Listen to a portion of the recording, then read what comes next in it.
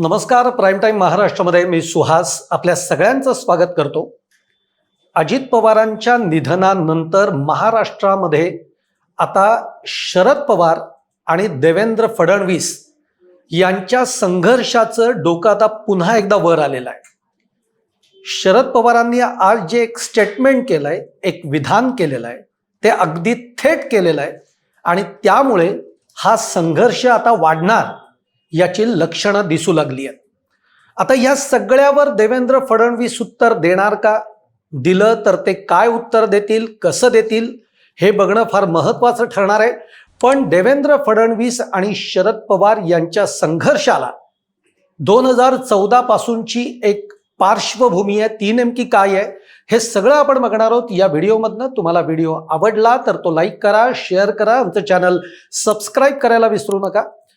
मंडळी, अजित पवार यांच्या निधनानंतर या राज्यामध्ये अनेक तर्कवितर्क आता लढवले जात आहेत, पण त्यामध्ये कळीचा मुद्दा ठरतोय तो म्हणजे दोन राष्ट्रवादींच्या विलिनीकरणाचा मुद्दा. या विलिनीकरणाच्या मुद्द्यावरनं दोन्ही राष्ट्रवादीतले नेते जे आहेत ते वेगवेगळे दावे करत आहेत. शरद पवार गटाकडनं अगदी थेटपणाने असं सांगण्यात येत आहे की अजित पवारांच्या बरोबर आमच्या अनेकदा विलिनीकरणाच्या मुद्द्यावर बैठका झाल्या. या बैठका अंतिम चर्चेपर्यंत आमच्या आलेल्या होत्या. एवढंच कशाला तर 12 तारीख ही आमची ठरलेली होती की ज्या दिवशी आम्ही विलिनीकरणाची घोषणा दोघंही मिळून करणार होतो. याच्यामध्ये कोण राज्यातला कारभार बघणार, कोण देशातला कारभार बघणार, म्हणजे राष्ट्रीय कारभार कोण बघणार, महाराष्ट्रातला कारभार कोण बघणार, कोण मंत्री होणार याची आखणी सुद्धा आमची या बैठकांमधनं झालेली आहे. असे दावे हे शरद पवार गटाकडनं करण्यात आले. अजित पवार गटाकडनं सुनील तटकरे असतील, प्रफुल्ल पटेल असतील यांनी या मुद्द्यांचा स्पष्ट शब्दामध्ये इन्कार केलेला आहे की अशी कोणतीही चर्चा ही अजित पवारांच्या बरोबर राष्ट्रवादीच्या शरद पवार गटाची झालेली नाही. एकीकरणाची जी चर्चा होती, जी जिल्हा परिषदेच्या निवडणुकीच्या बाबतीमध्ये आपण एकत्र लढावं या बाबतीमध्ये चर्चा सुरू होती, पण दोन राष्ट्रवादी एकत्र करूयात अशा चर्चा झालेल्या नाहीत. आता या सगळ्यामध्ये उडी घेतली ती मुख्यमंत्री देवेंद्र फडणवीस यांनी. देवेंद्र फडणवीस असं म्हणाले की अजित पवार आणि त्यांची राष्ट्रवादी ही एकतर आमच्या बरोबर सत्तेमध्ये आहे, त्यांच्यामध्ये विलिनीकरणाच्या बाबतीमध्ये काय चर्चा आहेत किंवा होत असतील तर त्याबद्दल मला कल्पना नाही, तो त्यांचा प्रश्न आहे. पण जर या चर्चा अंतिम टप्प्यापर्यंत गेलेल्या आहेत आणि 12 तारखेला जर ते काही विलिनीकरण आम्ही करतो हे जर जाहीर करणार असतील, असं जे काही शरद पवार गटातले नेते म्हणतायत, अशी स्थिती असती तर अजित पवारांनी याची आम्हाला कल्पना दिली असती. कल्पना का दिली असती तर अजित पवार हे आज एनडीएतले एक घटक पक्ष आहेत, ते महाराष्ट्रामध्ये आमच्या बरोबर सत्तेमध्ये आहेत, त्यामुळे ही कल्पना अजित पवार यांनी आम्हाला दिली असती नव्हे, ती त्यांनी आम्हाला देणं हे क्रमप्राप्तही ठरलं असतं.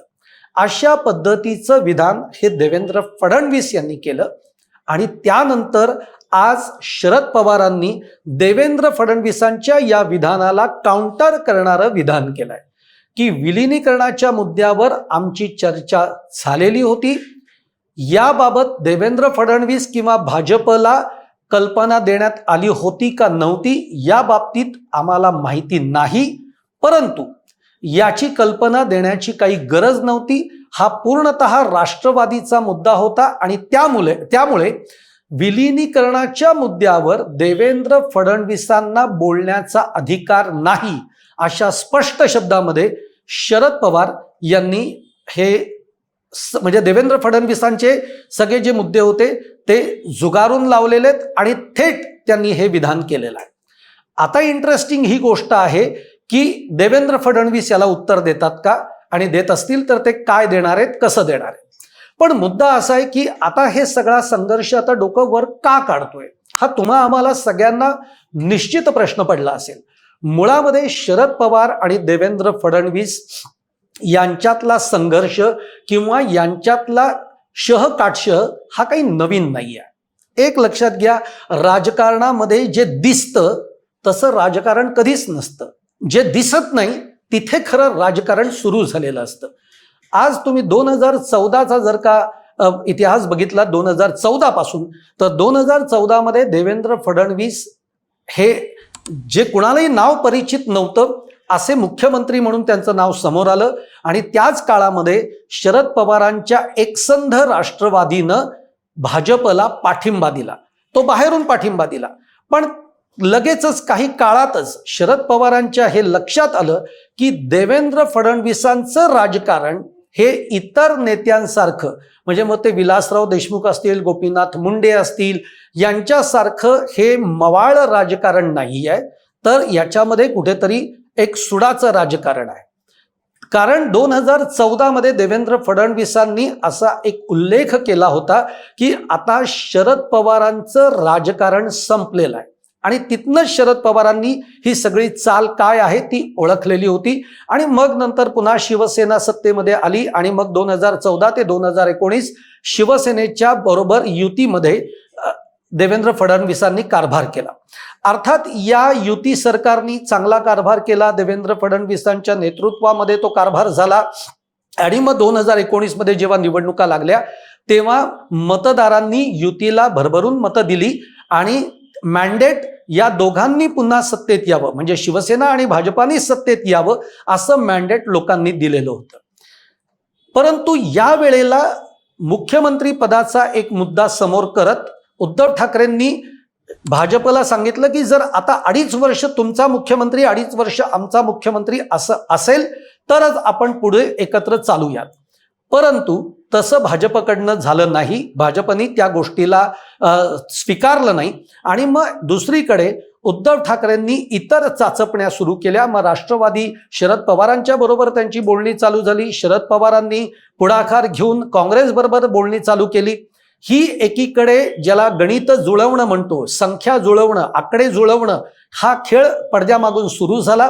तोपर्यंत इकडे अजित पवार हे देवेंद्र फडणवीसांबरोबर आले आणि त्यांनी पहाटेचा शपथविधी पूर्ण केला की ज्याच्यामध्ये देवेंद्र फडणवीस हे मुख्यमंत्री झाले आणि अजित पवार हे उपमुख्यमंत्री झाले. अजित पवारांना हा विश्वास होता की आमदार हे आपल्या बाजूनी येतील, पण तेव्हा शरद पवार हे अजित पवारांच्या बरोबर नव्हते आणि त्यामुळे आमदार काही अजित पवारांच्या बरोबर गेले नाहीत. ते काही काळ नॉट रिचेबल राहिले. पण जेव्हा शरद पवारांनी यशवंतराव चव्हाण सेंटरमध्ये आमदारांना बोलावून घेतलं तेव्हा सगळे आमदार यशवंतराव चव्हाण सेंटरला पोहोचले, परंतु अजित पवारांच्या बरोबर पोहोचले नाहीत. आणि मग पुढचं एक नाट्य की अजित पवारांनाही त्या सरकारमधनं बाहेर पडावं लागलं. मग जे काही 80 तासाचं सरकार त्यावेळेला झालं त्याच्यावर खूप चर्चा झाली, खूप टीका झाली, खूप हेटाळणी झाली आणि यातनं देवेंद्र फडणवीसांना त्याचा खूप मोठा फटका बसला. म्हणजे 2014 ते 2019 या कार्यकाळामध्ये देवेंद्र फडणवीसांनी जे एक कमावलेलं होतं ते सगळं या 2019ला या 72 तासाच्या सरकारच्या या प्रयोगाने देवेंद्र फडणवीसांना त्याचा खूप मोठा फटका बसला. खरं तर त्याच्यानंतर मग अजित पवारही अनेकदा म्हणाले की या सगळ्या मागे शरद पवार यांचाच हात होता म्हणजे त्यांनीच आम्हाला पाठवलेलं होतं. पण असं काय घडलं की ऐनवेळी शरद पवारांनी या गोष्टीतनं युटर्न घेतला हे मला अजूनही कळलं नाही. कारण याच्यातनं अजित पवार यांची सुद्धा बदनामी झाली, त्यांनी हा प्रयोग केला म्हणून. त्यामुळे अजित पवार त्या काळामध्ये नाराजही झालेले होते, नाराज होऊन ते नॉट रिचेबलही झालेले होते. देवेंद्र फडणवीसांना याचा फटका बसला आणि मग महाविकास आघाडीची सत्ता आली आणि देवेंद्र फडणवीसांचं जे मुख्यमंत्री पदाचं स्वप्न होतं ते दुभंगलं, ते पूर्ण होऊ शकलं नाही आणि त्यांना सत्तेच्या बाहेर विरोधी बाकावर बसावं लागलं आणि मग देवेंद्र फडणवीस हे विरोधी पक्षनेता झाले. हा सगळा इतिहास. याच्यातनं शरद पवारांनी देवेंद्र फडणवीसांच्या बाबतीमध्ये आपण म्हणतो ना की बुद्धिबळाच्या पटलावर आपण एक चितपट केलेलं आहे, ते देवेंद्र फडणवीसांना त्यांनी चितपट केलं. पण मग आता ह्या सगळ्याचा ज्याला म्हणतो ना आपण राजकारणामध्ये शेवटी सगळ्याचा एक राग मनामध्ये ठेवून राजकारण होत असतं. आता कधीतरी याचा आपल्याला बदला घ्यायचा आहे. ज्याला सुडाचं अगदी आपण राजकारण म्हणूयात नको, पण राजकारणामध्ये असे डाव खेळले जातात की आज तुम्ही मला हे केलंय, आता मी उद्या तुम्हाला सत्तेवरनं हटवू शकतो. आणि अशा पद्धतीचा खेळ 2022 मध्ये आपल्याला बघायला मिळाला की ज्याच्यातनं शिवसेना ही फुटली. म्हणजे महाविकास आघाडीमधनं शिवसेनेतनं 40 आमदारांचा एक गट बाहेर पडला, जो भाजपला मिळाला. आणि मग भाजपने आपली सत्ता स्थापन केली. पण त्याही वेळेला दुर्दैवाने देवेंद्र फडणवीसांना मुख्यमंत्री होता आलं नाही, पण उपमुख्यमंत्री म्हणून देवेंद्र फडणवीस काम करू लागले. हे सगळं जरी झालं तरी देवेंद्र फडणवीसांना जे काही शरद पवारांची सद्दी ही संपवायची होती, कमी करायची होती, जे शरद पवारांचं राजकारण होतं त्याला कुठेतरी त्यांना कट टू साईज करायचं होतं. यासाठी अजित पवार आपल्याबरोबर असणं हे खूप गरजेचं आहे. आणि म्हणून एकीकडे एकनाथ शिंदे हे मुख्यमंत्री झालेले असताना सुद्धा देवेंद्र फडणवीस किंवा भाजप आपण म्हणूयात, हे प्रयत्न चालू होते की अजित पवारांनी आपल्याबरोबर यावं. अजित पवार आपल्या काकांच्या बरोबरच्या राजकारणाला कंटाळलेले होते, नाराजही होते. कारण अगदी मग त्याला तो 2004 पासूनचा इतिहास आहे की अजित पवारांना मुख्यमंत्री शरद पवारांनी कसं होऊ दिलं नाही. आणि मग ती सगळी एक नाराजी घेऊन अजित पवार फायनली आपल्या काकांना सोडून बाहेर पडले. आणि मग ती दुसरी राष्ट्रवादी झाली.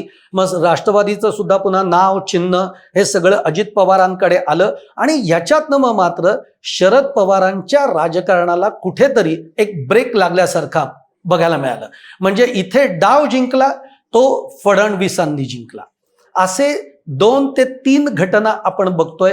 2 घटनांमधनं शरद पवारांनी डाव टाकला, तो शरद पवारांनी जिंकला. या सगळ्या घटनांतनं देवेंद्र फडणवीसांनी डाव टाकला, तो देवेंद्र फडणवीसांनी जिंकला. अशा पद्धतीचं एक युद्ध ज्याला आपण म्हणूयात ते शरद पवार आणि देवेंद्र फडणवीस यांच्यामध्ये 2014 पासून सुरू आहे. आता अजित पवारांच्या निधनाच्या वेळी नेमकं झालं काय? एक लक्षात घ्या, 2 राष्ट्रवादींच्या विलिनीकरणाची जी काही चर्चा होती ती भाजपला म्हणूयात किंवा देवेंद्र फडणवीसांना म्हणूयात, तोपर्यंत ती ऍक्सेप्ट होती जोपर्यंत अजित पवार त्या सगळ्याचं नेतृत्व करणार होते. जरी राष्ट्रवादीचं विलिनीकरण झालं असतं तरी ते अजित पवारांच्या अध्यक्षतेखाली अजित पवार हे त्याचे लीड करणारे राहिले असते. आणि मग सुप्रिया सुळेंनी काय राष्ट्रीय कारभार बघितला असता, मग इतर कोणी जरी राज्यामध्ये मंत्री झालं असतं किंवा केंद्रात जरी मंत्री झालं असतं तरी भाजपला किंवा देवेंद्र फडणवीसांना त्याची अडचण नव्हती. कारण सगळा कंट्रोल जो आहे तो अजित पवारांकडे राहणार होता. आणि अजित पवार आणि देवेंद्र फडणवीस यांचे संबंध जर लक्षात घेता, देवेंद्र फडणवीसांना हा पूर्ण कॉन्फिडन्स होता किंवा खात्री होती किंवा विश्वास होता की अजित पवार आपल्या पाठीमध्ये कधी खंजीर खुपसणार नाही. आणि त्यामुळे तोपर्यंत विलिनीकरणाकडे फडणवीस सुद्धा हे कदाचित जर बघत असतील तर ते सकारात्मक दृष्टीनं बघत असतील. पण अजित पवारांच्या अकाली निधनामुळे ही सगळी गणितच बदलली. आणि मग देवेंद्र फडणवीसांच्या हे लक्षात आलं की आता जर का हे विलिनीकरण झालं तर या सगळ्याचे कंट्रोल हे शरद पवारांकडे जातील. आणि म्हणून मग 24 तास 72 तास उलटतात न उलटताच तोच आता देवेंद्र फडणवीसांचं जे काही काम आहे, म्हणजे आता काही गोष्टी मी म्हणून म्हणलं ना, राजकारणात जे दिसतं तसं नसतं. देवेंद्र फडणवीसांनी काही समोर येऊन सगळ्या घडामोडी घडवलेल्या आहेत का, तर अजिबात नाही. दिसताना आपल्याला दिसलेलं आहे की प्रफुल्ल पटेल असतील, सुनील तटकरे असतील, छगन भुजबळ असतील यांनी देवेंद्र फडणवीसांची भेट घेतली आणि मग ते असं म्हणाले की हे कंट्रोल सगळे शरद पवारांकडे जाऊ शकतात जर का 2 राष्ट्रवादी एकत्र आल्या तर. तिथे देवेंद्र फडणवीसांचा रोल सुरू होतो. देवेंद्र फडणवीसांनी सांगितलं की तातडीनं या गोष्टीला वेग द्या, म्हणजे आता काही गोष्टींची टीका ही होऊ शकते पण त्याला इलाज नाही आहे, पण याला वेग द्या. आणि सुनेत्रा पवार या तयार होत आहेत का, होऊ शकतायत का, हे सगळं बघा आणि मग गटनेता स्थापन करा, उपमुख्यमंत्री पदाची शपथ घेऊन टाका. हा सगळा जो पुढचा प्रोग्राम आहे तो पुढच्या 8 ते 10 तासांमध्ये अत्यंत वेगाने फिरला. सुनेत्रा पवारांपर्यंत हा मेसेज गेला. सुनेत्रा पवारांनी सुद्धा त्याला होकार दिला आणि मग ज्या काही सगळ्या घडामोडी घडलेल्या आहेत त्या आपण बघतो आहोत. इथे फडणवीस पडद्यामागे राहून फडणवीसांनी हा डाव टाकला आणि तो जिंकला. ज्याला आपण म्हणतो ना बुद्धिबळासारखं आहे, कोण पहिली चाल खेळतं आणि कोण जिंकतं याच्यावर हे सगळं आहे. जसं शरद पवारांनी काही चाली खेळल्या आणि चितपट केलं देवेंद्र फडणवीसांना, तसं देवेंद्र फडणवीसांनी काही चाली खेळल्यात आणि चितपट केलंय शरद पवारांना. हा जो काही सगळा सिलसिला आपण बघतोय 2014 पासून, त्याचा सिलसिला हा आत्ताच्या अजित पवारांच्या या निधनानंतर ज्या 72 तासामध्ये घडला त्यातला पडद्यामागचा जो सगळा भाग आहे तो देवेंद्र फडणवीसांनी सांभाळलेला होता. आता ह्याच्यातनं जो मेसेज म्हणजे जी काही विलिनीकरणाची जी चर्चा होती त्या सगळ्याला ब्रेक लागला. आता तो ब्रेक जो आहे तो कायमस्वरूपी लागलाय का त्याचं आपण आता काहीही सांगू शकत नाही, पण आत्ता तरी या सगळ्या चर्चेला खीळ बसलेली आहे, या चर्चेला ब्रेक लागलेला आहे हे मात्र निश्चित. आणि म्हणून जी काही सगळं शरद पवारांच्या कंट्रोलमध्ये जाणार होतं किंवा सुप्रिया सुळेंच्या कंट्रोलमध्ये जाणार होतं ते जाऊ न देण्यापासून देवेंद्र फडणवीस हे यशस्वी झाले असं आपल्याला म्हणावं लागतं. आता याच्यामधनं विलिनीकरणाच्या बाबतीमध्ये जी काही चर्चा ही सुरू झाली त्याच्यामध्ये पुन्हा ह्या सगळ्यामध्ये कुठे सहानुभूती ही म्हणजे तिकडे जाऊ नये, शरद पवारांच्या राष्ट्रवादीकडे जाऊ नये याची ही काळजी ही अजित पवारांच्या राष्ट्रवादीच्या नेत्यांना, सुनेत्रा पवार यांना ही घ्यायची आहे. त्याचप्रमाणे ती देवेंद्र फडणवीसांना, भाजपला ती घ्यायची आहे. आणि म्हणूनच देवेंद्र फडणवीसांनी हे विधान केलं की जर का अजित पवार यांची चर्चा ही विलिनीकरणाच्या बाबत जर का सुरू असती तर त्याची कल्पना आम्हाला अजित पवारांनी निश्चित दिली असती, कारण ते सत्तेतले आमचे मित्रपक्ष आहेत, घटक पक्ष आहेत, त्यामुळे त्यांना ही आम्हाला विचारूनच तो निर्णय करावा लागला असता. पण आज शरद पवारांनी पुन्हा या गोष्टीला काउंटर करत यामध्ये देवेंद्र फडणवीसांना बोलण्याचा कोणताही अधिकार नाही अशा थेट शब्दामध्ये देवेंद्र फडणवीसांच्या या स्टेटमेंटला त्यांनी झुगारून लावलेलं आहे. आणि त्यामुळे आता हे शरद पवार आणि देवेंद्र फडणवीस यांच्यामधलं जे काही आता द्वंद्व आहे, राजकारण आहे, एकमेकांच्यावर कुरघोडी करण्याचं जे काही सगळं राजकारण आहे, डाव प्रति डाव आहेत, कोण कोणाला चितपट करताय हे जे काही आहे याच्यातनं आता पुन्हा एकदा हा संघर्ष डोकं वर काढतोय का, आणि तो काढणारच आहे. आता यापुढे देवेंद्र फडणवीस शरद पवारांच्या या वक्तव्याला उत्तर देतात का, ते काय उत्तर देत आहेत हे बघणं फार महत्त्वाचं राहणार आहे, कारण त्याच्या पुढे आता त्या गोष्टींचं राजकारण हे त्या दिशेने वळत जाणार आहे. आणि म्हणून मी म्हटलं की पुन्हा एकदा आता या महाराष्ट्राला शरद पवार आणि देवेंद्र फडणवीस यांच्या संघर्षाची पुन्हा एक बाजू आपल्याला पुढच्या काळामध्ये बघायला मिळेल हे निश्चित आहे. तुम्हाला माझा हा व्हिडिओ आवडला असेल तर तो लाईक करा, शेअर करा, आमचं चॅनल सबस्क्राईब करायला विसरू नका. आणि तुमचे देखील काही मुद्दे असतील, कमेंट्स असतील तर त्या कमेंट बॉक्समध्ये जरूर टाका. धन्यवाद.